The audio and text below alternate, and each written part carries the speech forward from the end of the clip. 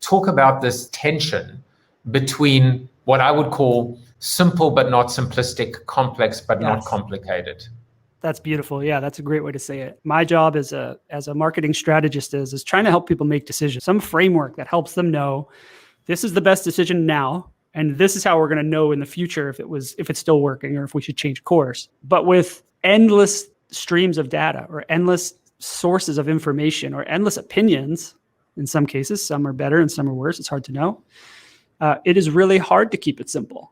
And it is hard to know when you have enough, when you have too much. I've been leaning towards this idea, which I borrowed from Margot Bloomstein, which is complete but not comprehensive. We need enough information to tell the story all the way to the edges, but it doesn't have to be comprehensive that every single pixel has to be detailed out.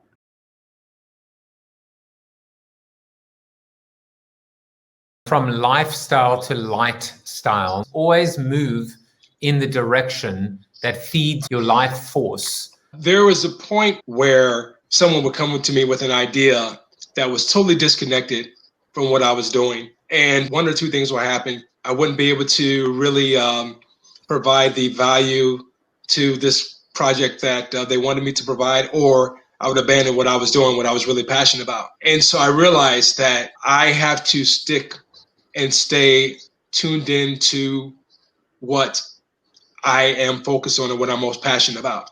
And I can't get pulled away, even though it might be a good idea. You know, that is the essence of branding. It's about consistency. That which dilutes my passion or my focus or distracts me from that focus is clearly off-brand.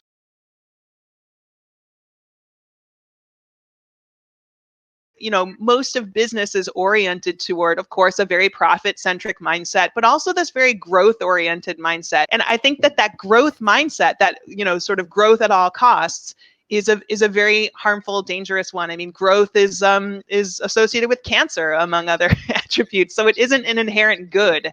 I think we need to be thinking about alignment as an inherent good and trying to figure out, you know, what the company exists to do, what an organization or company is trying to do at its best, and then what people that they're encountering are trying to do in their lives in the context you encounter them. And then what amplification is supposed to be about, or acceleration of that alignment. I think that leads to all kinds of holistically better measurements in general anyway. Growth is not always about growing out. It's also sometimes about growing up.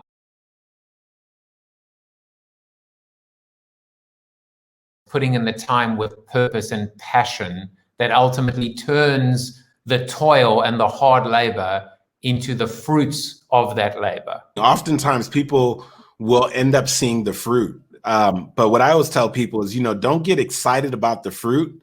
What you want to do is examine the root. Like, what's causing the fruit to show up? Like, when you see somebody who maybe is exemplifying some of the characteristics, some of the skills, some of the gifts and the things that you want to have, it's easy to look at the fruit and try to model the fruit.